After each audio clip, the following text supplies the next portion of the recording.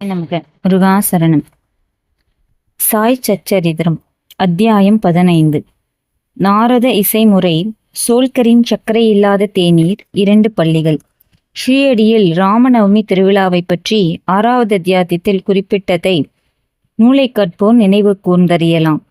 எவ்விதம் அத்திருவிழா முதலாக நடைமுறைக்கு கொண்டு வரப்பட்டது, எவ்வாறு ஆரம்ப வருடங்களில் அவ்விழாவின் போது கீர்த்தனைகள் பாடுவதற்கான ஒரு அரிதாசை பாடகரை பெறுவது பெரும் கடினமானதா இருந்தது, எவ்வாறு தாஸ்கனுவுக்கே இவ்விழாவினுடைய கீர்த்தனை பொறுப்பை நிரந்தரமாக பாபா ஒப்படைத்தது, அதிலிருந்து தாஸ்கனு அதனை எவ்வாறு வெற்றிகரமாக நிறைவேற்றி கொண்டு வருகிறார் ஆகியவைகளை நினைவு கூர்ந்தறியலாம். நாரத இசை பத்ததி. பொதுவாக நமது அரிதாசர்கள் கீர்த்தனைகள் செய்யும் போது மகிழ்வு நாள் உடைகளையும் முழு உடைகளையும் அணிகிறார்கள். போட்டோவோ டர்பனோ ஏதோ ஒரு தலைப்பாகை அணிந்து கொள்கிறார்கள். நீளமான அலைமோதும் கோட், உள்ளே ஒரு சட்டை, தோள்களில் அங்கவஸ்திரம், இடுப்புக்கு கீழே வழக்கமான நீல வேட்டி ஆகியவற்றை அணிகிறார்கள். ஸ்ரீயடி கிராமத்தில் ஒரு கீர்த்தனைக்காக தாஸ்கனு ஒரு முறை இவ்வாறாக உடை அணிந்து பாபாவிடம் வணங்குவதற்காக சென்றார். பாபா, நல்லா இருக்கு மாப்பிள்ளே, இவ்வளவு அழகாக உடை அணிந்து நீ எங்கே சென்று கொண்டிருக்கிறாய் என்று கேட்டார். கீர்த்தனை செய்வதற்கு என்று பதில் வந்தது. அப்போது பாபா, இச்சிறு அலங்கார பொருட்கள் எல்லாம் எதற்கு? கோட், அங்கவஸ்திரம், குல்லாய் முதலிய எல்லாவற்றையும் எனக்கு முன்னால் கலற்றிவிடு என்று கூறினார். தாஸ்கனு உடனே அவற்றை எடுத்து பாபாவின் பாதத்தடியில் வைத்தார். அதிலிருந்து கீர்த்தனை செய்யும் போது தாஸ்கனு இடுப்புக்கு மேல் ஒன்றும் அணிவதில்லை. கைகளில் ஒரு ஜதை சப்பலா கட்டை, கழுத்தில் மாலை, இவற்றுடனே எப்போதும் இருந்தார். எல்லா பாடல்களும் கைக்கொள்ளும் முறையுடன் இது ஒத்ததா இல்லை. ஆனால் இதுவே மிக சிறந்த மிக தூய வழியாகும். கீர்த்தனை பக்திகளை படைத்துருவாக்கிய நாரத ரிஷியே மேலுடம்பிலும் தலையிலும் ஏதும் அணியவில்லை. தம் கையில் வீணை ஏந்தி இடந்தோறும் அலைந்து திரிந்து கடவுளின் புகழை பாடினார். சோல்கரின் சர்க்கரை இல்லாத தேநீர். பூனே, அகமத் நகர் ஜில்லாக்களில் பாபா அறிந்து கொள்ளப்பட்டார். ஆனால் நானா சாஹேப் சந்தோக்கர் தனது சொந்த தனிப்பட்ட முறையிலான உரையாடல்களாலும் தாஸ்கனு தனது மிக உயர்வான கீர்த்தனைகளாலும் கொங்கணத்தில், பம்பாய், ராஜஸ்தானில் பாபாவின் புகழை பரப்பினார்கள். உண்மையில் தாஸ்கனு தாம் அவரை கடவுள் ஆசீர்வதிப்பதாக தமது அழகிய ஒப்புமையற்ற கீர்த்தனைகளால் அங்கே இருந்த ஏராளமான மக்களை பாபாவினால் பயனுறும்படி செய்தார். கீர்த்தனைகளை கேட்க வந்த மக்கள் வெவ்வேறு சுவை உள்ளவர்களாய் இருப்பர். சிலர் அரிதாசின் அறிவாளத்தை அல்லது புலமையை விரும்புவர், சிலர் அவரது அபிநயங்களை, சிலர் அவரது பாடலையும், சிலர் அவரது விகட நகைச்சுவைகளையும், சிலர் அவரது துவக்க வேதாந்த வியாக்கியானங்களையும், மற்றும் சிலர் அவரது முக்கிய கதைகளையுமாக பலர் பலவிதமாக ஆர்வம் கொண்டிருப்பர். அவர்களுள் மிகச் சிலரே கீர்த்தனையை கேட்பதன் வாயிலாக ஞானிகளிடத்தோ கடவுளிடத்தோ நம்பிக்கையும் பக்தியும் பெறுகிறார்கள். ஆயினும் தாஸ்கனுவின் கீர்த்தனைகளை கேட்கும் அவையோர்களது மனங்களின் விளைவு மின்சாரமாகும். அது அங்கனமே இருந்தது. கீழ்கண்ட ஒரு நிகழ்ச்சியை இங்கு தருகிறோம். தாஸ்கனு ஒரு முறை தானேவில் கௌபீஸ்வரர் கோவிலில் சாய்பாபாவின் புகழை பாடி கீர்த்தனை செய்து வந்தார். அவையோர்களில் சோல்கர் என்பவர் சிவில் கோர்ட்டில் ஒரு தற்காலிக ஊழியராக வேலை பார்த்து வந்த ஏழை ஆவார். மிகவும் கவனத்துடன் தாஸ்கனுவின் கீர்த்தனை அவர் கேட்டு பெரிதும் உருகி போனார். அவர் அங்கேயே அப்போதே மனதினால் பாபாவுக்கு வணக்கம் செலுத்தி விரதம் எடுத்துக்கொண்டு பின்வருமாறு கூறினார். பாபா, நான் என் குடும்பத்தை காப்பாற்ற இயலாத ஒரு ஏழை. தங்களது அருளால் நான் இலாவாக்குரிய தேர்வில் வெற்றி பெற்று நிரந்தர உத்தியோகம் பெற்றால் ஸ்ரீயடிக்கு சென்று தங்கள் பாதங்களில் வீழ்ந்து தங்கள் நாமத்தினால் கற்கண்டை விநியோகிப்பேன். இது நிறைவேறத்துக்குரிய நல்ல அதிர்ஷ்டம் இருந்தால் சோல்கர் பரீட்சையில் தேர்வு பெறவே செய்தார். எவ்வளவு விரைவோ அவ்வளவு நலம் என்பதாக தனது விரதத்தை நிறைவேற்றுவது ஒன்றே அவருக்கு எஞ்சியிருந்தது. பெரும் குடும்பத்தை தாங்க வேண்டிய ஏழை மனிதர் சோல்கர். அவரால் ஸ்ரீயடி பயணத்துக்கு நேரும் செலவை தாங்குதல் இயலாது.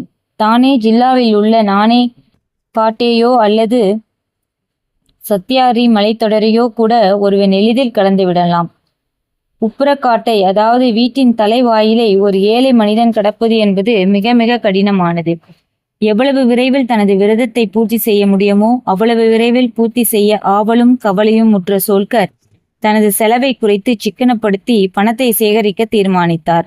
தனது உணவிலும் தேநீரிலும் சர்க்கரை உபயோகிப்பதில்லை என முடிவு செய்து தேநீரை சர்க்கரையின்றியே அருந்தத் தொடங்கினார். இவ்வாறாக அவர் சிறிது பணம் சேகரிக்க என்றதும் ஸ்ரீஹரியை வந்து அடைந்து பாபாவின் தரிசனத்தை பெற்றார். அவர் பாதங்களில் வீழ்ந்தார். ஒரு தேங்காயை அர்ப்பணித்தார். தனது விருதப்படி அந்த கரண சுக்தியுடன் கற்கண்டை விநியோகித்தார். பாபாவிடம் அவரது தரிசனத்தால் தான் மிகவும் மகிழ்ச்சியுற்றதாகவும் அன்றைய தினத்தில் அவரது ஆசைகள் பூர்த்தியாயின என்றும் கூறினார். தன்னுடைய விருந்து உபச்சாரங்களாகிய பாபு சாஹேப் ஜோக்கருடன் சோல்கர் மசூதியில் இருந்தார். விருந்து உபசரிப்பாளரும் விருந்தினரும் ஆகிய இருவரும் எழுந்து மசூதியை விட்டு புறப்பட போன போது பாபா ஜோக்கரிடம் பின்வருமாறு கூறினார். அவருக்கு, உமது விருந்தினருக்கு சர்க்கரை நிறை முழுமையாய் கரைக்கப்பட்ட தேநீரை கொடுப்பீர். இத்தகைய உட்கருத்து வலஞ்செறி சொற்களை கேட்டு சோல்கர் மிகவும் மனதுருகி போனார். வியப்பால் செயலிழந்தார். அவரின் கண்கள் கண்ணீரால் பணிந்தன. மீண்டும் பாபாவின் பாதங்களில் வீழ்ந்தார். தனது விருந்தினருக்கு அளிக்கப்பட வேண்டிய தேநீரை பற்றிய வழிநெறியை கேட்டு ஜோக்கரும் ஆச்சரியமடைந்தார். தமது சொற்களின் மூலம் சோல்கரின் மனதில் நம்பிக்கையும் பக்தியையும் தோற்றுவிக்க பாபா விரும்பினார். அவருடைய விருதப்படி தாம் கற்கண்டை பெற்றுக்கொண்டதையும் உணவில் சர்க்கரை பயன்படுத்தக்கூடாது என்ற அவரது இரகசிய தீர்மானத்தையும் தாம் முழுமையாக அறிந்திருப்பதாகவும் அது அங்கனம் இருந்தபடியே பாபா குறிப்பிட்டார். பாபா கூறியதன் பொருளாவது, என் முன்னர் பக்தியுடன்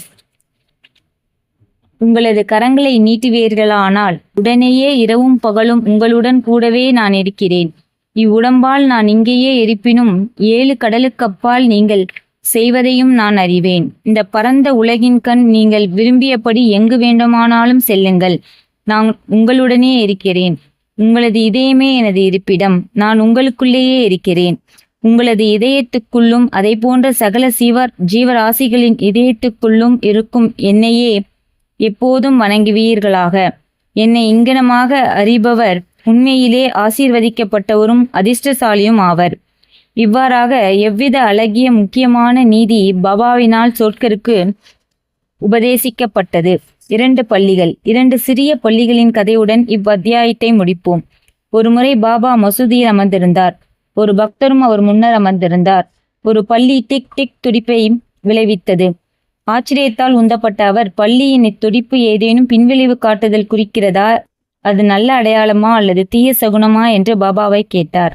அப்பள்ளியின் சகோதரி அதனை பார்க்க அவுரங்காபாத்திலிருந்து வந்து கொண்டிருப்பதாகவும் அதனால் அப்பள்ளி மிகவும் மகிழ்ச்சியுற்றிருக்கிறது என்றும் பாபா கூறினார். பாபா சொல்வதன் அர்த்தம் புரியாமல் அவர் மௌனமாய் அமர்ந்திருந்தார். உடனேயே அவுரங்காபாத்திலிருந்து குதிரையிலிருந்து ஒரு பெருந்தகை பாபாவை பார்க்க வந்தார். அவர் மேற்கொண்டு பயணத்தை தொடர விரும்பினார். ஆனால் அவரது குதிரை பசியாயிருந்தபடியால் நகர்வதாக இல்லை. அதற்கு கொள்ளு தேவைப்பட்டது. கொள்ளு கொண்டு வருவதற்காக தனது தோளிலிருந்து ஒரு பையை எடுத்தார். தூசியை போக்குவதற்காக தரையில் அடித்தார். அதிலிருந்து ஒரு பள்ளி விழுந்தது. எல்லோர் முன்னிலையிலும் அது சுவரில் ஏறியது.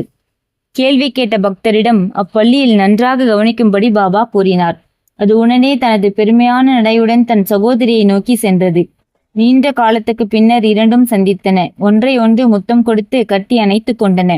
சுற்றி சுற்றி ஓடி வந்து அன்பால் நடனமாடின. ஸ்ரீஹரி எங்கே இருக்கிறது? அவுரங்காபாத் எங்கே இருக்கிறது? குதிரையிலிருந்து மனிதர் பள்ளியுடன் எங்கனம் அவுரங்காபாத்திலிருந்து வந்தார். 2 சகோதரிகள் சந்திக்கப் போவதை எங்கனம் பாபா முன்னாலேயே தீர்க்க தரிசனம் செய்தார். இவையெல்லாம் உண்மையிலே மிகவும் ஆச்சரியமானதும் பாபாவின் எங்கும் நிறை பேர் அறிவையும் அனைத்தையும் உணரும் ஆற்றலையும் மெய்ப்பிப்பதாகும். பிற சேர்க்கை. எவரொருவர் இவ்வத்தியாயத்தை பக்தியுடன் படிக்கிறாரோ அவரது அல்லது தினமும் கருத்தூன்றி பயில்கிறாரோ சத்குரு சாய்பாபாவின் அருளால் அவரது அனைத்து துயர் நிலைகளும் அகற்றப்படும். எனவே ஸ்ரீ சாயை பணிக. அனைவருக்கும் சாந்தி நிலவட்டும். ஓம் ஜெய் சாய்ராம். நன்றிகள் கோடி.